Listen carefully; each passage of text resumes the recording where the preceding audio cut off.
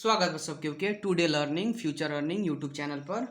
इससे पहले वाला वीडियो में हमनी के ई पढ़ले रहनी सन जने हमनी कैश बेसिस और एक्यूरल बेसिस के हमनी के क्वेश्चन सॉल्व कर रहनी सन कि कैश बेसिस में अगर दी तो के हमनी के सोल्व करल जा सकता, कब इनकम मानल जी, कब हमनी के एक्सपेंसेस मानल जी।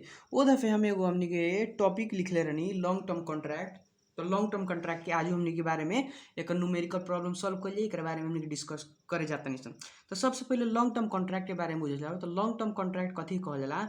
तो लॉन्ग टर्म कॉन्ट्रैक्ट नामे से लोग लॉन्ग लॉन्ग मतलब लामू लामू समय अवधि के हमनी के जौन करार रहेला ओकरा कहल जाला long term contract. Long term contract हमनी के टैक्स पर्पज के हिसाब से देखल जाओ तो जौन कॉन्ट्रैक्ट जौन करार कइल जाला दूसरे से एग्रीमेंट अगर 12 महीना से बेसी के रही तो ओकरा के लॉन्ग टर्म कॉन्ट्रैक्ट कहल जाला। कथी कहल जाला हमनी के लॉन्ग टर्म कॉन्ट्रैक्ट। तो मानी लॉन्ग टर्म कॉन्ट्रैक्ट कैसन कैसन हो सकता। मानी एग्जाम्पल के रूप में हम अपने के बतावे गए एग्जाम्पल के रूप में लॉन्ग टर्म कॉन्ट्रैक्ट एगो अपने के बिल्डिंग बनावे का। मान ली कि हमने के 3 तल्ला बिल्डिंग बनावे का बिल्डिंग ल तो 3 तल्ला हमने के बिल्डिंग बनावे के बा, 1 तल्ला 2 तल्ला 3 तल्ला हमने के बिल्डिंग बनावे के बा। Building first floor second floor और थर्ड फ्लोर। तो हयो फर्स्ट हयो हमने के सेकेंड हयो हमने के थर्ड। तो जब हमने के 3 तल्ला बनावे के बाद तो इतना तो जल्दी बन ना जाई। तो मानी कि ई हमने के 3 साल लागे वाला बा। मानी कि 3 साल लागे वाला बा, 3 इयर्स लागे वाला बा। एक साल में एक फ्लोर बनता, दूसर का साल में दूसर का फ्लोर बनता, तीसर का साल में तीसर का फ्लोर बनता। तो एकर का इम्पोर्टेंस बा हमने के टैक्स में। तो हमने के फर्स्ट ईयर वही करके हमने के सेकेंड ईयर वही करके हमने के थर्ड ईयर तीसर का साल तक ले। तो इम्पोर्टेंस कथी बा एकर हमनी के टैक्स पर्पज के हिसाब से। तो हमनी के मानी कि अपने के बिल्डर हैं जौन अपने कॉन्ट्रैक्ट लेवे नी तो अपने फर्स्टे साल में अगर हमनी के फर्स्ट साल सेकेंड साल थर्ड साल 3 साल लागता बिल्डिंग बनावे में तो हमनी के 3 साल के बाद क्या टैक्स दिरल जाई ई हिसाब से हमनी के पड़े वाला बानी सन। जेंगे हमनी के बिल्डिंग बनावे का अगर हम कॉन्ट्रैक्ट लेता नहीं मान ली कि टोटल हमनी के एस्टिमेटेड कॉस्ट जौन हमनी के ओकर दाम लागता कॉस्ट हमनी के बनावे में जौन खर्चा लागी मान ली कि हमनी के 80 लाख रुपया लागता। 80 लाख रुपया तीन गो बिल्डिंग बनावे में लागता। मने हमनी के टोटल कॉन्ट्रैक्ट प्राइस हम कितना में ओकरा से बात कैनी है, कॉन्ट्रैक्ट कितना में कैनी है, करार कितना में कैनी है, टोटल कॉन्ट्रैक्ट प्राइस हमनी के जौन कैनी है इक्वल टू रुपीज हमनी के 1 करोड़ में बात कैनी है। कहे मतलब 1 करोड़ मतलब 100 लाख। 100 लाख में अगर हम बात कैनी है तो उ रुपया कहिया मिले वाला बा। तो टैक्स पर्पज के हिसाब से देखें तो केहू कही फर्स्ट साल सेकेंड साल थर्ड साल जहिया बिल्डिंग कंप्लीट हो जाई सर वही दिन टैक्स दिरेम। मने IRD कहलक इनलैंड रेवेन्यू डिपार्टमेंट कहलक ना ओंगे ना हुई। हमनी के फर्स्ट ईयर फर्स्टे साल सेकेंड ईयर दोसर साल फिर थर्ड ईयर हमनी के तीसर साल मतलब 3 गो साल बा। हेंगे समझी जेंगे अभी चलता अपने के 2081-82 वही करके 2000 हमनी के 80-81 वही करके 2000 हमनी के 79-80 3 साल बा। मानी कि 3 साल में हमनी के कंप्लीट करे वाला बा। तो हमनी के फर्स्टे साल के कुछ ना तो कुछ तो रुपया ली नू जितना कंप्लीट करी तो फर्स्टे साल के तो कुछ रुपया ली। तो उहे साल ओकरा टैक्स तीर देवे को पड़ी जितना कंप्लीट होई। अगर फर्स्टे फ्लोर फर्स्टे साल बना लेता तो कुछ रुपया ली आ कुछ भी कुछ खर्चो करी। तो फर्स्टे साल अगर टैक्स तीरिए वही सेकेंड साल के जितना काम कंप्लीट होई जितना रुपया लेबो ओकर टैक्स तीरिए वही करके थर्ड साल के थर्ड ईयर में जाके कुछ थर्ड ईयर पूरा कंप्लीट होई तो ओकर टैक्स तीरिए। माने हर एक साल हमनी के टैक्स तीरते जाए के पड़ी। ई ना कहे के मिली कि 3 साल के करार बा तो 3 साल के बाद में हम एके बेर गोटे टैक्स तीर देम ओंगे घपला होए के चांस रही। तो IRD ओंगे ना कहेला फर्स्ट ईयर बुक करो वही करके सेकेंड ईयर बुक करो वही करके थर्ड ईयर बुक करो अलग अलग बुक करके देखाव। जेंगे एगो हमनी के एग्जाम्पल समझल जाओ जेंगे अभिनय के एग्जाम्पल हई हमनी के फर्स्ट नंबर एग्जाम्पल जब हमनी के टोटल एस्टिमेटेड कॉस्ट जौन हमनी के जम्मा जम्मी जौन खर्चा लागल बा जौन हमनी के कॉन्ट्रैक्टर बा जौन कॉन्ट्रैक्ट लेता 80 लाख में ओकर तो खर्चे लागे वाला बा।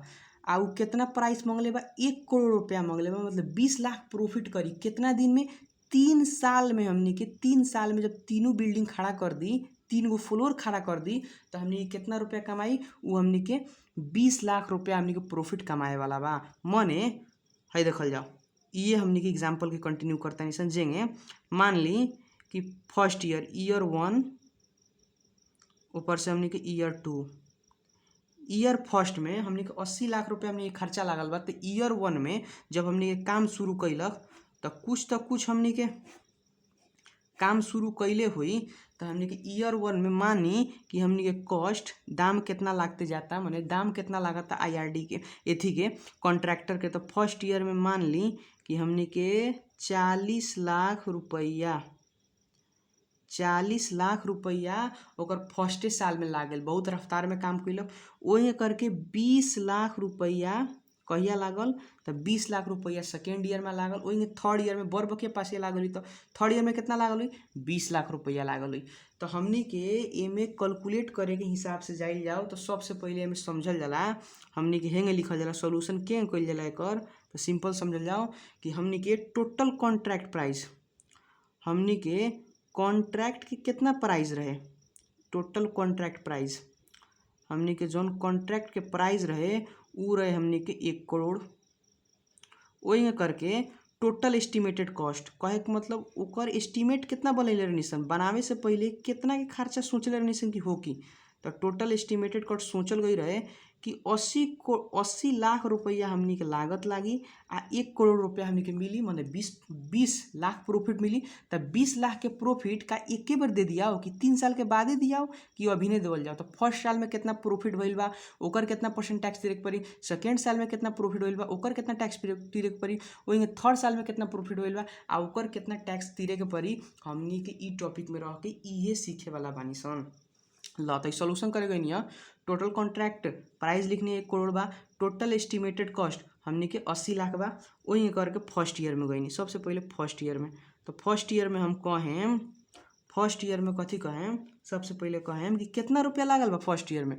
तो कॉस्ट इनकर्ड हमनी के जौन दाम लागल बा, खाली दाम लागल बा, कॉस्ट इनकर्ड हमनी के at the end of first year, at the end of example ना सारे के परी, एट द एंड ऑफ हमनी के फर्स्ट ईयर तक ले कितना खर्चा लाग चुकल बा, हमनी के 40 लाख रुपया लाग चुकल बा, 40 लाख रुपया लाग चुकल। तो कितना % काम कंप्लीट होइल बा, तो अपना सोचे में तो कह सकता नहीं कि 80 लाख जमा जमी खर्चा लागे रहल, खर्चा लागे के रहल, 40 लाख लाग गइल बा, तो 50% कंप्लीट होइल बा, होइन है कि ना। वही करके हमनी के परसेंटेज ऑफ कंप्लीशन निकाल सकता रही, कितना % काम कंप्लीट होइल बा। तो केंगे निकाल सकता रही, तो एक फार्मूला होकला आ एहू कहें तो 50% कंप्लीट होइल बा। 80 लाख जब रुपया हमनी के लागे वाला बा खर्चा, 40 लाख लाग गई तो 50% काम कंप्लीट हो गई। तो 50% काम कंप्लीट हो गई तो 50% अपने 1 करोड़ के 50% हमरा के दे दी, ये न कहें सन। ल वही करके तो परसेंटेज ऑफ कंप्लीशन हमने के समझल जाओ कि परसेंटेज ऑफ कंप्लीशन के निकल सकता है, फार्मूला होकला। तो फार्मूला कुछो ना होकला, हमने के cost incurred at the end of first year, मतलब जितना भी खर्चा लागल बा फर्स्ट ईयर तक ले, फर्स्ट ईयर में बानी तो फर्स्ट ईयर के निकालें, cost incurred at the end of first year, at the हमनी के एंड ऑफ फर्स्ट ईयर के खर्चा कितना बा आ डिवाइडेड बाई हमनी के टोटल एस्टिमेटेड कॉस्ट, कितना हमनी के एस्टिमेट कॉस्ट कैले सन उसे भाग करके टोटल एस्टिमेटेड कॉस्ट इंटू 100% रखल जाई, इंटू कितना रखल जाई 100%। तो एक हमनी के वैल्यू आ जाला। ल कितना % काम कंप्लीट होइल बा, तो हमनी के आजू तक ले 40 लाख रुपया लागल बा, तो हम लोग लिखनी 40 लाख आ डिवाइडेड बाई कितना पर बात भइल बा, टोटल एस्टिमेटेड कॉस्ट। तो एस्टिमेटेड कॉस्ट हमनी के बात भइल बा 80 लाख लागी, तो 80 लाख लागी इंटू 100%। तो एक के कैलकुलेटर कइल जाई, तो अपने कैलकुलेटर कर सकता नहीं, देखी तो केंगे हो सकता 40 डिवाइड बाई 80 इंटू 100 कहे मतलब 50% काम कंप्लीट भइल बा। अगर 50% काम कंप्लीट होइल बा तो 50% के हम जितना रुपया के बात भइल रहे तो 50% रुपया दे दी। हमने कॉन्ट्रैक्टर अपन रुपया लगावेला, अपन रुपया लगा के 50% काम कंप्लीट भइल बा, तो पैसा मांगे जाई केकरा से, हमनी के जो साहू बा जो करावता ओकरा से। तो हमनी के 50% काम कंप्लीट भइल बा, कितना के कॉन्ट्रैक्ट रहल 1 करोड़ के, तो 1 करोड़ के कॉन्ट्रैक्ट रहल, तो हमनी कहल जाई प्रॉफिट, हमनी के प्रॉफिट नहीं कहल जा सकत हमनी के। एकरा के कहल जाई हमनी के रेवेन्यू टू बी हमनी के इंक्लूडेड। कितना के रेवेन्यू हो गईल हमनी लगे, कितना के हमनी के रेवेन्यू हो गईल, मतलब कितना हमनी के आमदनी कमा लेनी सन, उ कहे के मतलब रेवेन्यू टू बी इंक्लूडेड। तो इंक्लूडेड मतलब समावेश के कहल जाला। तो एकरे भाषा में, टैक्स के भाषा में हमनी कहल जाला कि कमुलेटिव मतलब होकेला जोड़ के, कमुलेटिव इंक्लूजन मतलब होकेला जोड़ते, मतलब फर्स्ट साल के जोड़ते, सेकेंड साल के जोड़ते, मतलब आमदनी कितना होता, रेवेन्यू टू बी इंक्लूडेड। अब एकरो फॉर्मूला आ जाई एहू लिखे में तो अपने लिख सकत नहीं 50% काम भइल बा हमनी के केकर काम भइल बा, तो हमनी के कॉन्ट्रैक्ट प्राइस के। तो कॉन्ट्रैक्ट प्राइस के हमनी के जितना 50% काम भइल बा तो 50% हमनी के आमदनी हुई। तो 1 करोड़ लेवे कर लो, 1 करोड़ में 50% काम भइल बा तो 50% आमदनी मतलब 50 लाख रुपया होईल। एकर फॉर्मूला वाइज जान तो ये फॉर्मूला बन जाई total contract price into percentage of completion. कथी लिख सकत नहीं, total contract price, total contract जितना कॉन्ट्रैक्ट भइल बा, total contract price into percentage of completion, कितना हमनी के काम कंप्लीट भइल बा उ हमनी के गुणा कइल जाई। तो अब रेवेन्यू कितना हमनी के आमदनी हो गई इस साल के उ लिख सकत नहीं सन। तो टोटल कॉन्ट्रैक्ट प्राइस हमनी के बा, हमनी के 1 करोड़ के 1 करोड़ कितना परसेंट काम भइल बा 50%। तो एकरा के करेम भाग करेम तो हमनी के 50 लाख रुपया आ जाई। मतलब 50 लाख रुपया फर्स्टे साल में कमीनी भइल बा। 50 लाख रुपया फर्स्टे साल में कमीनी भइल बा। तो हमनी के खर्चा कितना भइल बा उस साल में हमनी के देख सकतानी फर्स्टे ईयर में 40 लाख हमनी के खर्चा भइल बा। तो प्रॉफिट कितना, तो प्रॉफिट 10 लाख। तो 10 लाख में हमनी के कही IRD डिपार्टमेंट कही कि 10 लाख में तू टैक्स तीर, बेसी में क्या तीरब। फर्स्ट ईयर में जितना काम कंप्लीट भइल बा ओकरे हिसाब से 10% मतलब 10 लाख रुपया प्रॉफिट होता। तो 10 लाख रुपया प्रॉफिट पर टैक्स तीर। तो हमनी के एकरा के हेंगे लिख सकतानी सन, जेंगे हमनी के कमुलेटिव डिडक्शंस भी कहल जाला। कमुलेटिव डिडक्शन जोन घटा सकतानी, कौन घटा सकतानी, जेंगे हमनी के कितना खर्चा भइल कॉस्ट टिल हमनी के फर्स्ट ईयर के कमुलेटिव डिडक्शन लिख सकतानी। तो कमुलेटिव डिडक्शन केंगे निकल सकता, तो कमुलेटिव डिडक्शन दूगो तरीका बा। एगो हमनी के कमुलेटिव डिडक्शन थाहे बा कितना भइल बा, हमनी के 40 लाख भइल बा, ओकरे कहल जाला डिडक्शन, मतलब घटावे के मिली जितना आमदनी भइल बा ओमे से घटावे के मिली कमुलेटिव डिडक्शन। तो कमुलेटिव डिडक्शन केंगे हमनी के कर सकतानी, तो लिखेम अगर फार्मूला वाइज जाएम तो एकर फार्मूला भी हो जाई। कथी हो सकता, तो कहेम टोटल एस्टिमेटेड कॉस्ट में मतलब जितना के खर्चा लागल बा टोटल एस्टिमेटेड कॉस्ट में इंटू परसेंटेज ऑफ कंप्लीशन करेम तब तेपरो चलाई। ना तो पहले से आइल ही बा, अपने के पते बा फर्स्ट ईयर के खर्चा कितना हो, तो ओकरे कहल जाला कमुलेटिव डिडक्शन। कमुलेटिव मतलब ओकरा जोड़ के कौन घटावे वाला बा। तो कमुलेटिव के मीनिंग अपने के सेकेंड ईयर में एक्चुअली समझ में आई। तो टोटल एस्टिमेटेड कॉस्ट रहलो जौन, तो कॉस्ट कितना रहलो अपने देखते रहनी, टोटल एस्टिमेटेड कॉस्ट हमनी के रहलो 80 लाख।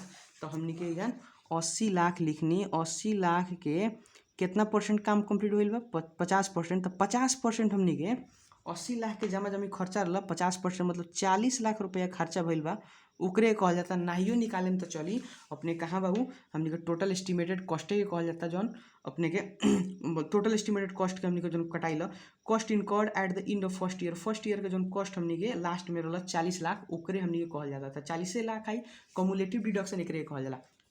ल तो अपने के अगर प्रॉफिट बुक करे के बा तो ओकरा के कह सकतानी प्रॉफिट टिल डेट, आजू के दिन तक ले प्रॉफिट टिल डेट कितना कमी नहीं भइल बा एकरे कहल जाला। जौन हमनी के प्रॉफिट टिल डेट जौन नाफा भइल बा तो नाफे में तो टैक्स लगी, तो एकरे कहल जाला amount to be included, amount to be हमनी के included, amount to be included income, कितना हमनी के इनकम में समावेश करे के मिली फर्स्ट ईयर में। Amount to be included in income, कितना हमनी के इनकम में समावेश करे के मिली। तो अपना हूँ जानते बारे फॉर्मूला हो गई 50 लाख हमनी के हेने रहल, 50 लाख हमनी के रेवेन्यू बुक कैले नहीं सन, 50 लाख के हमनी के रेवेन्यू भइल बा, माने रेवेन्यू तेंगे नहीं के खर्चा भी भइल बा, तो खर्चे के कहल जाला कमुलेटिव डिडक्शन।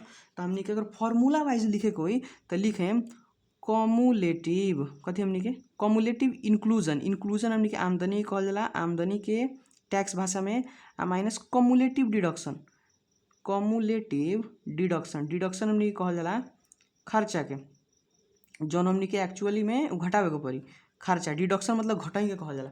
तो कमुलेटिव इंक्लूजन हमनी के 50 लाख, तो हमनी के 50 लाख आ माइनस कम्युलेटिव डिडक्शन में के 40 लाख जौन फर्स्ट ईयर तक ले खर्चा भई रहे ओकरे के। तो 50 में से 40 घटी तो 10 लाख रुपया में हमनी के अमाउंट जौन बा आमदनी में समावेश करे के बा। कौन ईयर में? फर्स्टे साल में 10 लाख हमनी के समावेश करे के बा। वही करके इन सेकेंड ईयर में कथी होके वाला बा? तो सेकेंड ईयर में समझल जाओ अभी तो कॉन्ट्रैक्ट तो कंप्लीट नहीं के भेल। कॉन्ट्रैक्ट कितना साल के बा? हमनी के 3 साल के बा। हमनी के जब कॉन्ट्रैक्ट कंप्लीट नहीं के भेल तो सेकेंड साल में सबसे पहले हमनी के कॉन्ट्रैक्ट प्राइस तो उतने रही, कॉन्ट्रैक्ट प्राइस तो चेंज ना हुई। हमनी के कॉन्ट्रैक्ट 1 करोड़ के तो 1 करोड़ के रही, 80 लाख खर्चा लागे वाला बा। फर्स्ट साल खत्म हो गई तो फर्स्ट साल में हमनी के 40 लाख लागल। सेकेंड साल में कितना लागे वाला बा? हमनी के 20 लाख। तो हमनी के अब लिखेम कॉस्ट इनकर्ड जौन हमनी के दाम लागे वाला बा। तो सेकेंड साल में हमनी के 20 लाख लागल तो कॉस्ट इनकर्ड हमनी के टिल सेकेंड ईयर जौन सेकेंड ईयर बा ओइजन तकले हमनी के कितना खर्चा लागल। तो ओइजन तकले हमनी के कितना खर्चा लागल? सिंपली लॉजिक बा हमनी के ओइजन तकले तो पहले के हमनी के 40 लाख रहे, सेकेंड ईयर तकले कैसे के सब कम्युलेटिव के बात होता। जहाँ भी देखी कम्युलेटिव इंक्लूजन चाहे कम्युलेटिव डिडक्शंस मतलब जोड़ते जाए के बा। हर एक साल के हमनी के जोड़ के बाद में घटा लिए। तो cost incurred till second year तक ले जम्मा जमी कितना खर्चा लागल। तो जम्मा जमी खर्चा कितना लागल? तो फर्स्ट ईयर के खर्चा रहे हमनी के देख सकतानी, फर्स्ट ईयर के खर्चा रहे हमनी के 40 लाख आ सेकेंड ईयर के खर्चा रहे हमनी के 20 लाख। तो हमनी के लिख सकतानी कि 40 लाख फर्स्ट ईयर के रहे, वही करके हमनी के 20 लाख हमनी के सेकेंड ईयर के रहे। तो 60 लाख रुपया कहिया तक ले खर्चा भइल बा? हमनी के सेकेंड ईयर तक ले। तो लिख सकतानी परसेंटेज ऑफ कंप्लीशन कितना परसेंट हमनी के काम कंप्लीट भइल बा।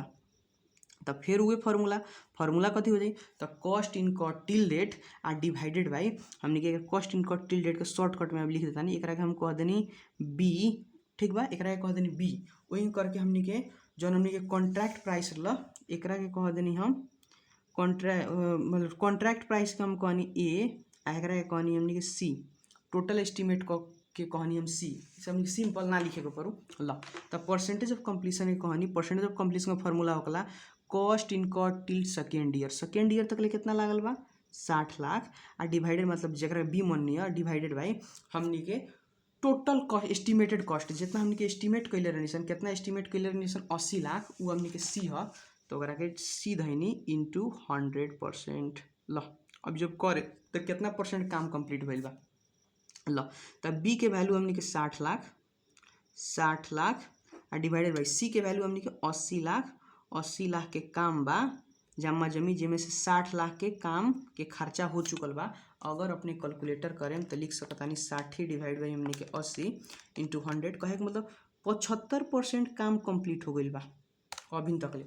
फर्स्ट ईयर में कितना परसेंट काम कंप्लीट हुए रहे? 50% कंप्लीट हुए रहे। इस साल में कितना परसेंट काम कंप्लीट हो गई?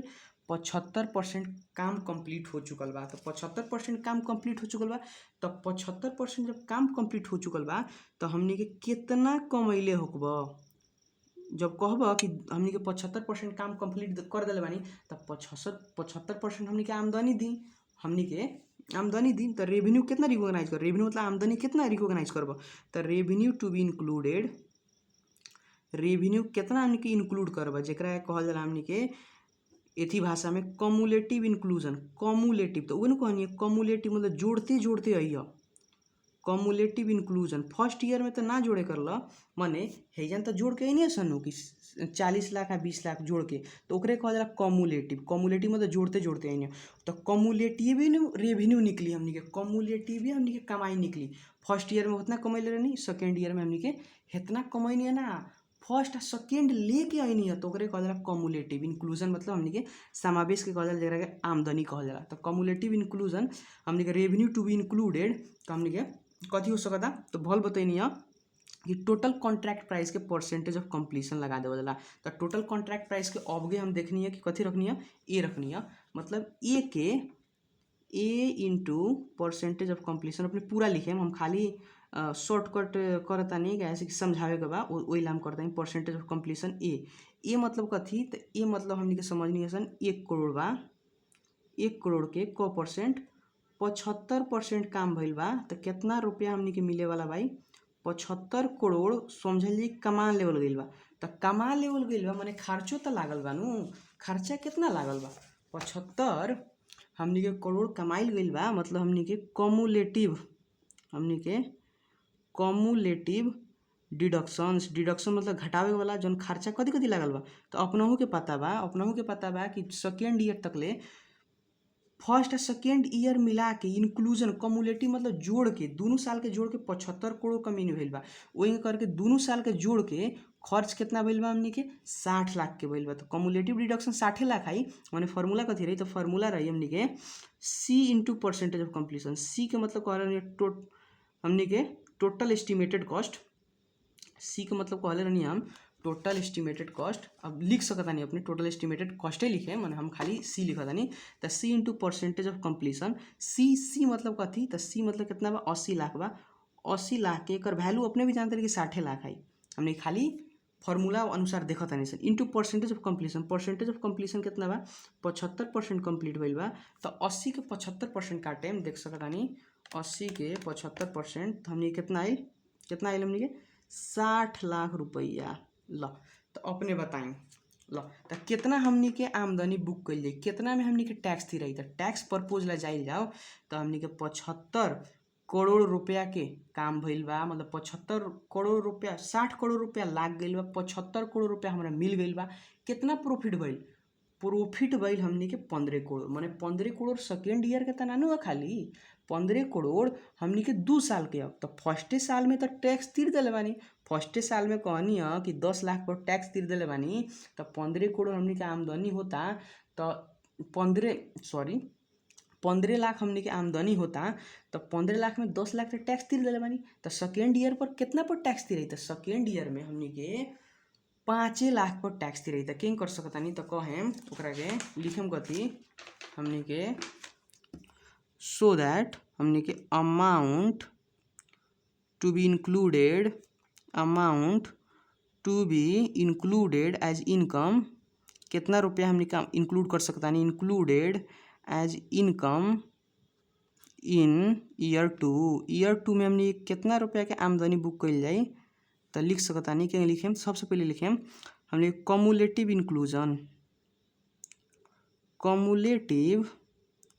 हमनी के इंक्लूजन। तो कमुलेटिव इंक्लूजन कितना बा हमनी के देखल जाई। तो कमुलेटिव इंक्लूजन हमनी के जोड़ जाड़ के इंक्लूजन मतलब हमनी के आमदनी कितना के बा हमनी के 75 करोड़ के। 75 करोड़ ना होके पड़ल, हमनी के गलती हो गई बा, लिटिल मिस्टेक। 75 लाख होके के पड़ल, 75 करोड़ ओइला कहत रहनी ल। तो 75 लाख होके के पड़ल कमुलेटिव इंक्लूजन। हमनी कितना होके पड़ल? 75 लाख रुपया बा, जेमे से हम घटैनी खर्चा भी तो बा। हमनी के आमदनी भइल बा 2 साल तक ले 75 लाख रुपया। 75 लाख रुपया में कमा लेले बानी, काहे कि 2 ताला कंप्लीट कइले बानी, 2 ताला बना चुकल बानी। माने कमुलेटिव डिडक्शंस भी तो बा। तो कमुलेटिव डिडक्शंस जेकरा के हमनी के कहल जाई कि कितना खर्चा भइल बा, कॉस्ट कितना हमनी के इनकॉर भइल बा। तो 2 साल तक ले, तो 2 साल के हमनी के 60 लाख रुपया खर्चा भइल बा। तो ई घटाएम तो अपने के 15 लाख प्रॉफिट आ जाई। तो 15 लाख प्रॉफिट ई साल के थोड़े हो, उ तो दोनों साल के प्रॉफिट। ओहिला हमनी के एगो और लेस कइल जाई। लेस कथी कइल जाई? तो ओकरा कहल जाई हमनी के प्रॉफिट ऑफ फर्स्ट ईयर। कहे के मतलब प्रॉफिट ऑफ फर्स्ट ईयर, चाहे amount to be included income in first year लिख सकता नहीं। Amount to be included as income, as हमनी के इनकम इन हमनी के फर्स्ट ईयर में कितना हमनी के अमाउंट इंक्लूड कैले रहनी। तो कितना हमनी के अमाउंट इनकम में इंक्लूड कैले रहनी। तो अपने देख सकता है 10 लाख रुपया। उ 10 लाख रुपया के टैक्स तिरा गेल बा, ओइला हमनी के घटावत नहीं सन। तो 10 लाख रुपया जब घटी तो जन बैलेंस आई एकरे के नाम पर ही। सो हमनी के अमाउंट जन अमाउंट बा रुपया बा, amount to be included as income, amount to be हमनी के इंक्लूडेड एज इनकम इन कौन year? Second year, in year 2 में कितना रुपया हमनी के बुक कइल जाई। तो 5 लाख रुपया भइल। 5 लाख रुपया में हमनी के कमैनी सन इनकम भइल त 5 लाख रुपया के टैक्स तिराई। वही करके ईयर 3 में इन ईयर 3 थर्ड ईयर 3 में चाहे थर्ड ईयर 3 ईयर लिखा।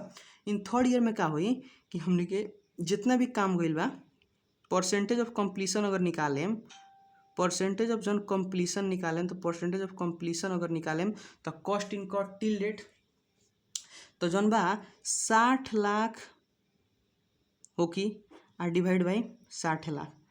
60 लाख परसेंटेज ऑफ कंप्लीशन क्या निकला? परसेंटेज ऑफ कंप्लीशन निकला हमने के total cost at the end of third year. जमा जमी खर्चा टोटल एस्टिमेट करता वो 60 लाख रही। हमने के जमा जमी खर्चा 60 लाख भई रही। वही करके टोटल एस्टिमेटेड कट हमने के 60 लाख भई रही। लो तो 60 लाख बाई 60 लाख इंटू 100% करें तो 100% अपने के काम हो चुकल बा। तो 100% अपने के काम हो चुकल बा तो हमने के 100% हमने के आमदनी भी हो चुकल बा।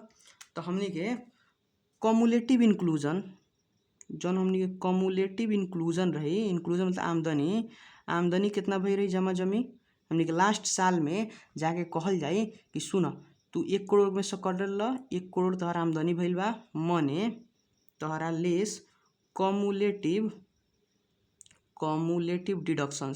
डिडक्शंस कितना मिलल बा मतलब कितना रुपया तू खर्च कइले बड़ा अपन बनावे में खाली खर्च कितना कइले बड़ा। तो हम कहेम कि 80 लाख रुपया हमने खर्च कइले बानी सन। हमने करके निकलबा तो उतने आई मैंने शॉर्टकट कर सकता रहा 80 लाख रुपया घटी।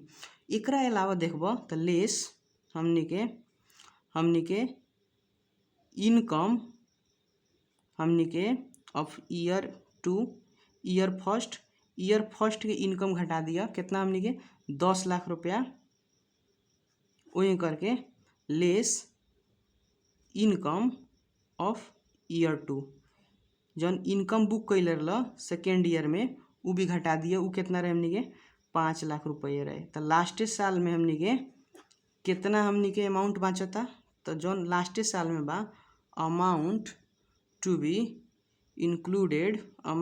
हमने के इंक्लूडेड एज इनकम कितना बुक कल जाई इन हमने के थर्ड ईयर तीसरका साल में लास्ट साल में कितना बुक कल जाई तो हमने के 1 करोड़ रहे। 1 करोड़ मिलर रहे।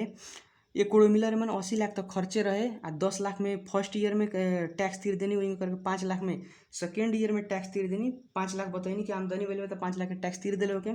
तो लास्ट ईयर में कितना भइल हमने के तो अपने देख सकता नहीं एमे हमने के जोड़ेम तो अपने के 5 लाख रुपया आई। तो लास्ट ईयर में हमने के 5 लाख रुपया में टैक्स तीरे के पड़ी। तो ई रहा हमने के IRD के जौन पढ़नी सन कि लॉन्ग टर्म कॉन्ट्रैक्ट अगर रहत बा तो हर एक साल जितना आमदनी करत जाता रहो उमें से खर्चा घटा लो जितना हमने के नाफा होता उमें हमने के नाफा पर टैक्स तीरत जा। अगिलका साल जाके तू एडजस्ट करत रहिए कहे के मतलब जो नाफा तीर दिले बड़ा वो हटा दो। हटैला के बाद में हमने के जितना नाफा बाँचता सेकेंड ईयर में काम कैल इतना प्रॉफिट भइल उतने के तीरिया। पहिलका प्रॉफिट जितना तीर दिले वो हटा दो ओकरा बाद हमने के बुक करो। वही थर्ड ईयर में सिमिलरली वही बा अगर अपने करतानी अपने के तो वही करके हमने के जमा जमी काम कंप्लीट भइल तो 1 करोड़ रुपया भर मिले के तो 1 करोड़ मिलल ह। 80 लाख हमने के खर्चा लागल मैंने 10 लाख तो पहले ही बुक कर चुकल बड़ा नाफा फर्स्ट ईयर में। तो फर्स्ट ईयर के घटा दो सेकेंड ईयर घटा दो तो जो बाँची वो थर्ड ईयर के बाँची। हमने के थर्ड ईयर के 5 लाख बाँचल 5 लाख के अब फिर हमने के टैक्स तीर दो। यही हमने के टैक्स इनकम टैक्स एक्ट हमने के 2058 कहले बा कि हमने के टैक्स तीरल जा सकता। ये हमने के सॉल्यूशन देखल जाओ तो ठक्के हमने के एगो हमने के 3 नंबर क्वेश्चन दिले भाई जान 3 नंबर क्वेश्चन। तो 3 नंबर क्वेश्चन हमने के VVI क्वेश्चन नहीं रहल मैंने तेपर भी ये अगर दी तो हमने के 10 मार्क्स में दे सकता। तो कथी कहले बा सुनल जाओ हमने के ABC कंस्ट्रक्शन कंपनी बा furnish the following detail of its first 2 year 2 साल के डाटा दे दिले बा ऑफ इट्स 3 ईयर कॉन्ट्रैक्ट मतलब 3 साल के कॉन्ट्रैक्ट रहे। 3 साल के कॉन्ट्रैक्ट में हमने के 2 साल के डाटा दे दिले बा कि फर्स्ट साल 10 बिलियन के खर्चा भई रहे। वही करके सेकेंड साल हमने के 15 बिलियन के खर्चा भई रहे। तो अपना मिला ली फर्स्ट साल हमने के 10 बिलियन सेकेंड साल हमने के 15 बिलियन अल्लाह तो कितना बिलियन होल हमने के तब 25 बिलियन के हो गई। वही करके कॉन्ट्रैक्ट प्राइस बा, तब प्राइस कितना देता कॉन्ट्रैक्ट, मतलब कॉन्ट्रैक्ट कितना में सकरले बानी 60 बिलियन में सकरले बानी, आ जेमे से हमनी के जमा जमी खर्चा 40 बिलियन लागिए जाता। तो हमनी के प्रॉफिट कितना होता 20 बिलियन। तो 20 बिलियन कहिया बुक कल जाई, तो हर एक साल में जितना जितना काम कंप्लीट होते जाई तो जितना प्रॉफिट हुई हर एक साल उतने परसेंटेज के बराबर हमनी के प्रॉफिट बुक कल जाई, आ जितना प्रॉफिट बुक कल जाई ओकरे हमनी के टैक्स दिरल जाई। ल तो सबसे पहले 3 नंबर के हमनी के सोल्यूशन कें करल जा सकता। अगर दी क्वेश्चन ही तो हमनी के 10 मार्क्स में दी, ओइला हमनी के ध्यान से करके सोचल जाओ। तो हमनी कथी कहले बा निकाले के देखल जाओ, कैलकुलेट द कम्युलेटिव इंक्लूजन। कम्युलेटिव मतलब कितना रुपया आमदनी बुक कैल फर्स्ट साल में, वही करले कम्युलेटिव डिडक्शंस कितना हमनी के घटैल, वही करके amount to be included as income, amount कितना इंक्लूड कैले इनकम में in each 3 year of the contract, हर एक साल कितना कितना आमदनी बुक कैले बड़ा। तो जितना आमदनी बुक करबा उतने हमनी के टैक्स दिरे पड़ी। तो एक सोल्यूशन कैल जाई। तो सबसे पहले लिखल जी सोल्यूशन किंग हमनी करल जा सकता। लय पर गई हम सबसे पहले हम लिखेम टोटल कॉन्ट्रैक्ट प्राइस। जन हमनी के कॉन्ट्रैक्ट के प्राइस बा जमा जमी कितना पर बात भइल बा कॉन्ट्रैक्ट कइल जाओ। तो कॉन्ट्रैक्ट कहल गइल बा कि कॉन्ट्रैक्ट जौन बा हमनी के टोटल के कॉन्ट्रैक्ट के प्राइस बा उ हमनी के रहल बा कितना रुपीज 60 बिलियन। 60 बिलियन में बात भइल बा कि जमा जमी कॉन्ट्रैक्ट हम सकड़ले बानी, वही करके टोटल एस्टिमेटेड कॉस्ट हमनी कॉस्ट कितना लागल बा, जमा जमी खर्चा कितना बा। तो खर्चा अपने बता सकतानी कितना बा 40 बिलियन बा। ल तो मूल कंसेप्ट ये बा कि हमनी के प्रॉफिट तो होता कहिया 3 साल के कॉन्ट्रैक्ट में, तो 3 साल के बाद में हमनी के 20 बिलियन के प्रॉफिट हुई। तो हमनी के टैक्स डिपार्टमेंट कहेला ना, तू हमनी के फर्स्ट साल में काम कंप्लीट कर, जितना प्रॉफिट भई ओकर हमनी के टैक्स तीर दिए। सेकेंड साल में जाके काम कंप्लीट कर, जितना काम भइल ओकर हमनी के टैक्स तीर दिए। थर्ड साल में कंप्लीट हुई तो ओकर हमनी के टैक्स तीर दिए। ई ना कहे के मिली कि हम एके बेर 3 साल के बाद कॉन्ट्रैक्ट बा तो 3 साल के बाद हमनी के जब होई तब हम टैक्स तीरेम, तो IRD डिपार्टमेंट ना मानेला। तो किंग हो सकता हमनी के सिंपल लॉजिक, हमनी के टोटल कॉन्ट्रैक्ट हमनी के 60 बिलियन के बाद आ हमनी के खर्चा कितना लागल 40 बिलियन, तो हमनी के 20 बिलियन नाफा होइल बा। तो हर एक साल कितना कितना हमनी के टैक्स तीरे के पड़ी, तो पहले पता रहे के पड़े कितना प्रॉफिट रहे के पड़ी। तो ओकरा ला सबसे पहले इन year 1 first year, in year 1 लिख सकता रह चाहे first year. In year 1 first year में हमनी के कथी कहनी सन, तो हमनी के लिखल जाई सबसे पहले कॉस्ट इनकर्ड। इस साल में हमनी कितना खर्चा लागल बा, cost incurred at the end of first year, at the end of first year.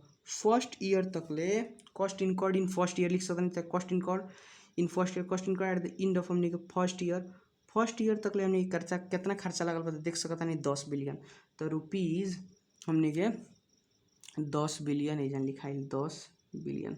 तो 10 बिलियन के हमनी के खर्चा लागल बा, 10 बिलियन हमनी के एजन लिखनी सन खर्चा लागल बा। वही करके कितना परसेंट काम कंप्लीट होइल बा, तो जेकरा कहल जाला percentage of completion.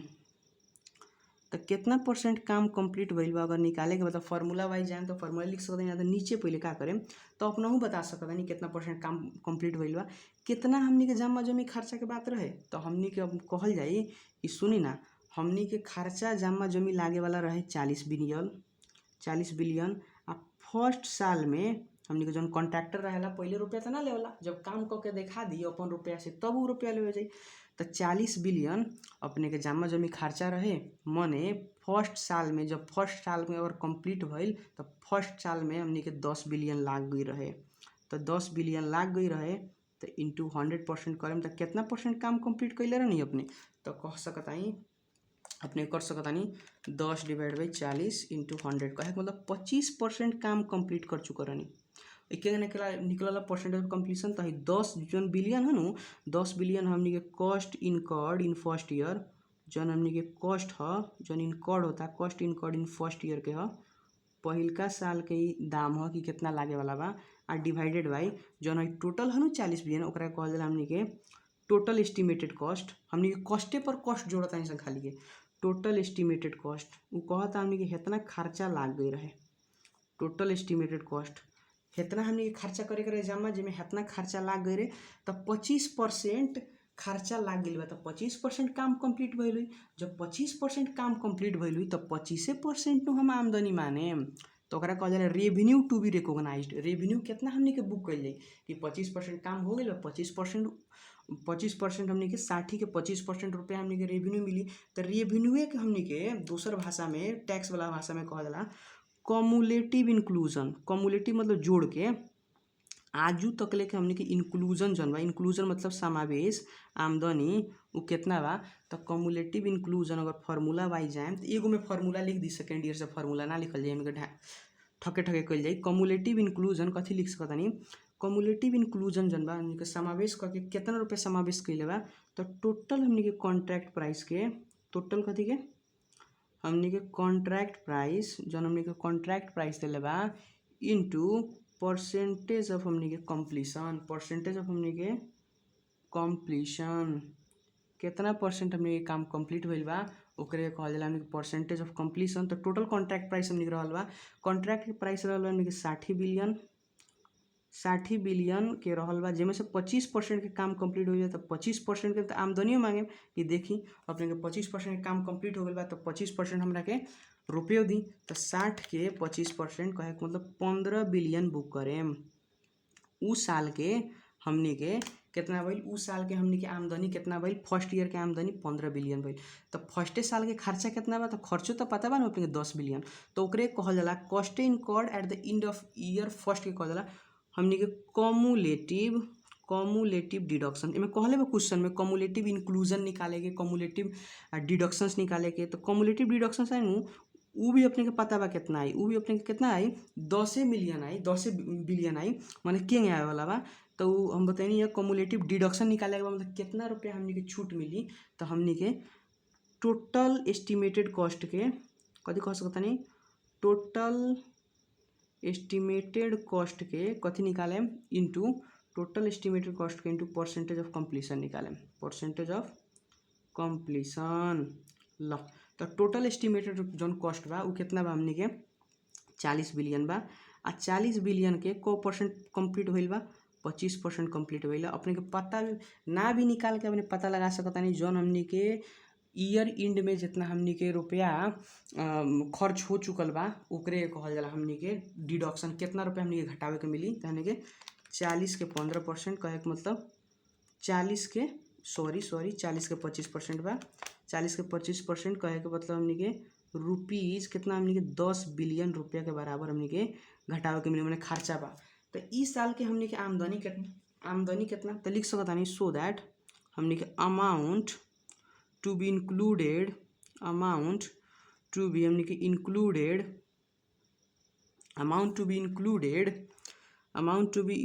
Age income कितना हमनी के बुक कर सकतानी, amount to be included as income, income कितना बुक कर सकतानी तो हई माइनस हई, एकरा के हम ए कह देनी इंक्लूजन के, एकरा के हम बी कह देनी, कहे के मतलब ए में से बी घटाएम तो चलाई। तो ए कितना बा हमनी के 15 के बा, आई हमनी के 10 के बा तो कितना रुपया के हो गई 15 में से 10 घटल 10 बिलियन। ल तो कितना हो गई हमनी के 5 बिलियन रुपीज़, 5 बिलियन के हमनी के आमदनी भइल बा। कौन साल में, फर्स्ट साल में 5 बिलियन के आमदनी भइल बा। तो 5 बिलियन के हमनी के कथी तिरे के पड़ी, टैक्स तिरे के पड़ी। वही हमनी के सेकेंड सोल्यूशन में करे गए नहीं सेकेंड ईयर में, इन सेकेंड ईयर। ल तो हम अब सेकेंड ईयर में गए नहीं इन ईयर 2 सेकेंड ईयर में। तो सेकेंड ईयर में क्या करे के पड़ी, कम्युलेटिव मतलब जोड़ते जाए के बा, माने जोड़ते जाए के बा हमनी कितना परसेंट काम कंप्लीट होता हमनी के टोटल करके निकाले के पड़ी। देखल जाओ हे हमनी के ईयर 2 देले बा, 2 ईयर में हमनी के 15 बिलियन देले बा। तो लिख सकतानी हमनी के कॉस्ट इनकर्ड जौन हमनी के कॉस्ट लागे वाला बा, cost incurred till year 2। Year 2 मतलब दूसरका साल तक ले जमा जमी कितना खर्चा लागे वाला बा। तो ईयर 2 में हमनी के जमा जमी खर्चा लागे वाला तो कम्युलेटिव वाला देखे के बा, मतलब 10 बिलियन पहले लागे रही टिल ईयर 2। टिल मतलब अभिन तक ले, माने फर्स्ट ईयर में कितना लागल, सेकेंड ईयर में कितना लागल। तो फर्स्ट में हमनी के 10 बिलियन आ प्लस हमनी के इस साल में 15 बिलियन लाग गई। तो टोटल कितना लागल हमनी के 10 बिलियन आ प्लस हमनी के 15 बिलियन करके रुपीज़ हमनी के 10 20 हमनी के 25 बिलियन तक खर्चे लाग गइल बा। तो एकरे कहल जाला हमनी के इंक्लूजन, कम्युलेटिव इंक्लूजन। कम्युलेटिव मतलब समावेश करके कितना घटावल जा सकता, मतलब कितना हमनी के खर्च कितना, उ तो खर्चे हमनी के आमदनी तो भइले ना, आमदनी में टैक्स दिराई। तो कॉस्ट इनकम टिल डेट इतना हो गल। तो ऊपर से निकली परसेंटेज ऑफ कंप्लीशन, तो कितना परसेंट हमनी के काम कंप्लीट भइल बा। तो परसेंटेज ऑफ कंप्लीशन निकाल सकत नहीं, फार्मूला अपने के पते बा। फार्मूला है हमनी cost income till year 2, year 2 तक ले हमनी के 25 बिलियन रुपया लाग गई रहे। माने जम्मा जम्मी के खर्च कितना कर रहे, हमनी के 25 बिलियन खर्चा हो चुका रहे। हमनी के बात रहे कि हमनी के देख सकता नहीं जान 40 बिलियन हमनी के टोटल एस्टिमेटेड कॉस्ट रहे। तो 40 बिलियन हम लिखनी, 40 बिलियन इंटू 100% कल जाए तो हमनी के निकल जाए कितना, निकल जाए हमनी के 25 डिवाइड बाई 40। तो कहे का मतलब इंटू 100। तो 62.5%, 62.5% अगर काम कंप्लीट होइल बा सेकेंड ईयर में, 62.5%। आप फर्स्ट ईयर में कितना कंप्लीट भई रहे, तो फर्स्ट ईयर में हमनी के 25% काम कंप्लीट भई रहे, आ सेकेंड ईयर में हमनी के जाके 62.5% काम कंप्लीट भइल। तो 62.5% हमनी के काम कंप्लीट भइल। तो 62.5% हमनी के कहेम कि इतना काम कंप्लीट भइल बा, हमरा के रुपया दो। कहे मतलब हमनी लिख सकता नहीं हमनी के कम्युलेटिव इंक्लूजन, कौन ईयर के, सेकेंड ईयर के। कम्युलेटिव इंक्लूजन, इंक्लूजन मतलब रेवेन्यू टू भी हमनी के रिकॉग्नाइज, रेवेन्यू कितना मिली हमनी के। तो कम्युलेटिव इंक्लूजन के कहल जाला। मैं एमे हम एगो वर्ड देले बा कम्युलेटिव इंक्लूजन, ओइला हम यूज करता नहीं, ना तो हम लिख सकता नहीं रेवेन्यू टू भी रिकॉग्नाइज। कम्युलेटिव इंक्लूजन केंगे निकली, तो हमनी के 62.5% अगर काम कंप्लीट भइल बा, इतना हमनी के खर्चा लागल बा। तो 62.5% के जितना हमनी के टोटल मिले वाला रहल आमदनी, आमदनी के हमनी के 62.5%। तो टोटल आमदनी के कहल जाला हमनी के कॉन्ट्रैक्ट प्राइस। तो कॉन्ट्रैक्ट प्राइस हमनी के बा 60 बिलियन के। तो 60 बिलियन के हमनी के फार्मूला हो जाए total contract price into percentage of completion. तो कंप्लीशन हमनी के कितना 62.5%। तो हमनी के 60 बिलियन के 62.5% काटल जाई, तो ये हमनी के आ जाए रुपीज हमनी के 37.5 बिलियन, 37.5 बिलियन रुपया हमनी के कम्युलेटिव इंक्लूजन रहल बा। मतलब इतना हमनी के आमदनी रहल बा 37.5 बिलियन।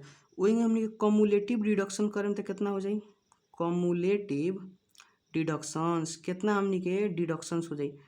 तो अपनों के पता बा कि कॉस्टेड टिल इनकर्ड डेट के हमनी के इंक्लूजन मतलब कितना हमनी के खर्च भइल बा 25 मिलियन। आ हेउ के काटेम तो हमनी के टोटल एस्टिमेटेड कॉस्ट के काटल जाला। तो टोटल एस्टिमेटेड कॉस्ट हमनी के 40 बिलियन बा।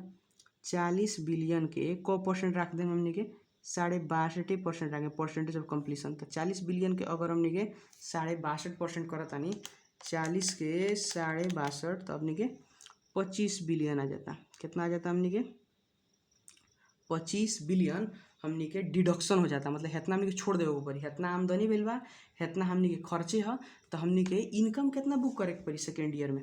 तो हमनी के अमाउंट वो निकाले जाता नहीं, हमनी के amount to be included, amount to be हमनी के इंक्लूडेड एज हमनी के income, amount to be included as हमनी के income, income in year 2। Year 2 में हमनी कितना हमनी के बुक करल जा सकता वो हमनी के कैलकुलेट करे गई नहीं। तो सबसे पहले अमाउंट कितना इंक्लूड करल जा सकता, सबसे पहले लिखम कम्युलेटिव इंक्लूजन। आजू तकले के हमनी के जम्मा जमी आमदनी कमीनी 37.5% हमनी के 37.5 बिलियन हमनी के कमीनी भइल बा। 37.5 बिलियन, 37.5 बिलियन हमनी के कमीनी भइल बा।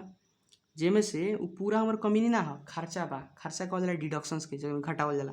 तो लेस हमनी के कम्युलेटिव आजू तकले सेकेंड ईयर तकले हमनी के जमा जमी खर्चा कम्युलेटिव जो डिडक्शंस बा उ हमनी के रहल बा 25 बिलियन के, 25 बिलियन के हेद बा। तो हमनी के 25 बिलियन घटाइनी।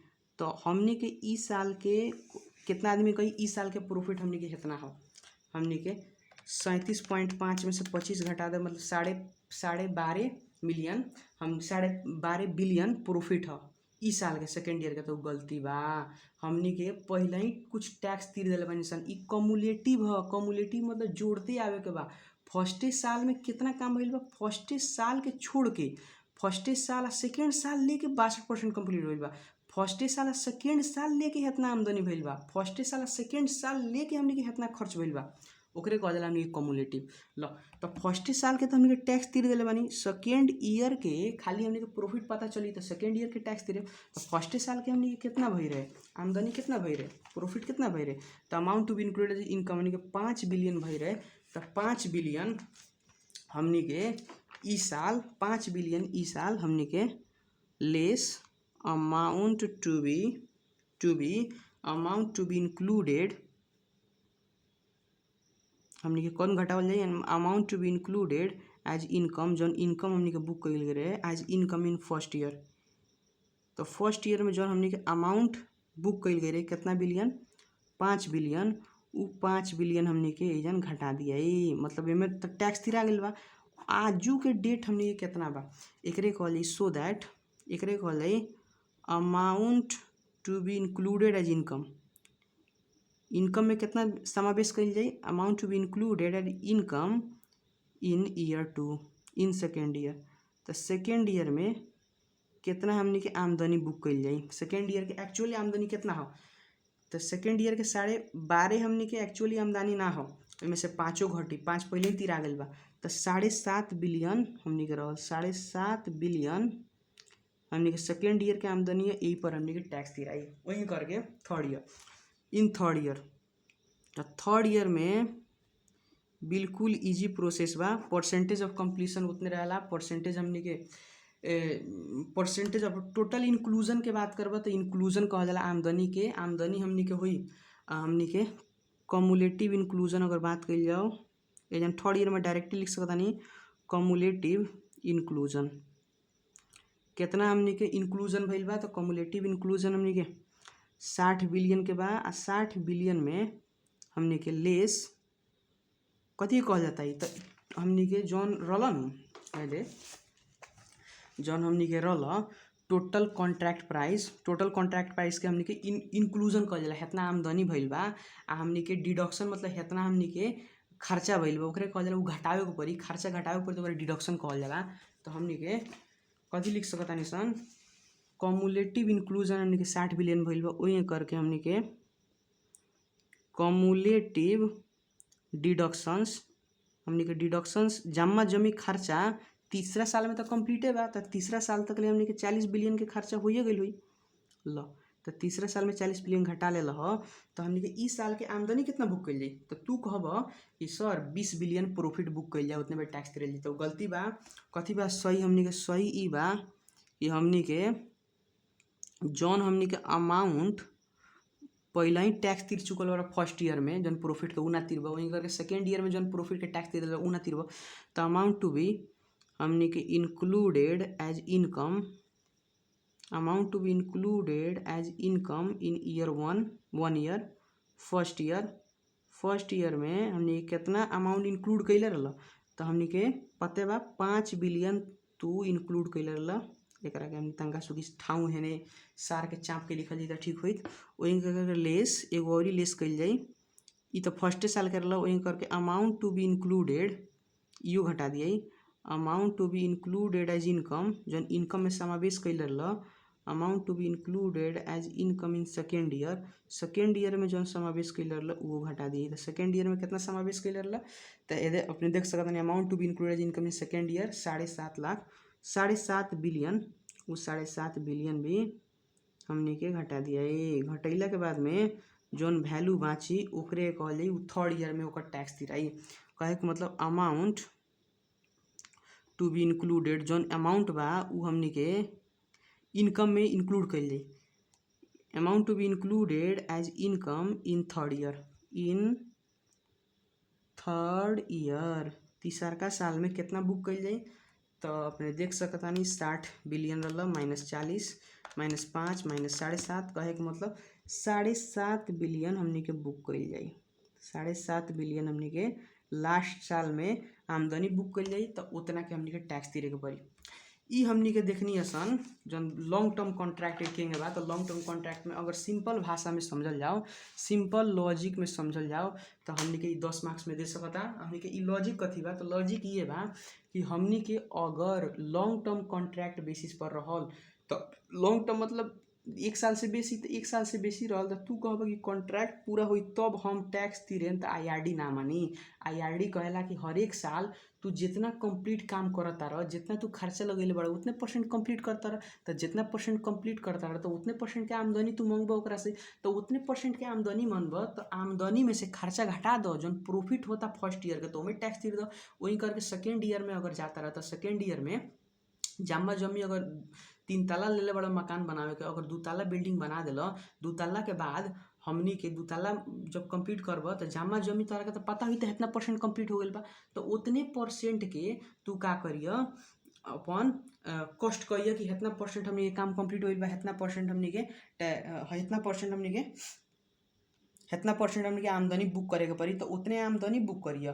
उ आमदनी में से जम्मा जमी दूसरका साल तक ले खर्चा घटा लिए, खर्चा घटेला के बाद में जब आमदनी हुई तो वो आमदनी 1 साल के ना हो, तो दोनों साल के, तो फर्स्ट साल में तो तीर दिले बड़ा, तो फर्स्ट साल के जौन हमनी के टैक्स तीर दिले बड़ा प्रॉफिट उ पहले घटा लो, तब हमनी के ओकरा के मानिए कि सेकेंड ईयर के हमनी के प्रॉफिट है, आ सेकेंड ईयर के प्रॉफिट है तो सेकेंड ईयर के प्रॉफिट आइल तो में हमनी के टैक्स दे दो। वही करके थर्ड ईयर अगर 3 साल के कॉन्ट्रैक्ट तो लास्टे साल है, लास्टे साल में तो पूरा कंप्लीटे हो जाई। ओइला हमनी के जौन हमनी के कम्युलेटिव इंक्लूजन रही उहे हमनी के टोटल कॉन्ट्रैक्ट प्राइस ही कम्युलेटिव इंक्लूजन रही, वही करके हमनी के कम्युलेटिव डिडक्शन जौन रही टोटल हमनी के एस्टिमेटेड कॉस्ट ही हमनी के टोटल डिडक्शन रही, तो घटैब तो हमनी के आ जाई 20 मिलियन। तो 20 मिलियन के हमनी के कहल जाई कि 20 मिलियन इस साल के आमदनी है, तो ना तो हमनी के तो 2 साल के आमदनी है, ये तो 3 साल के आमदनी है।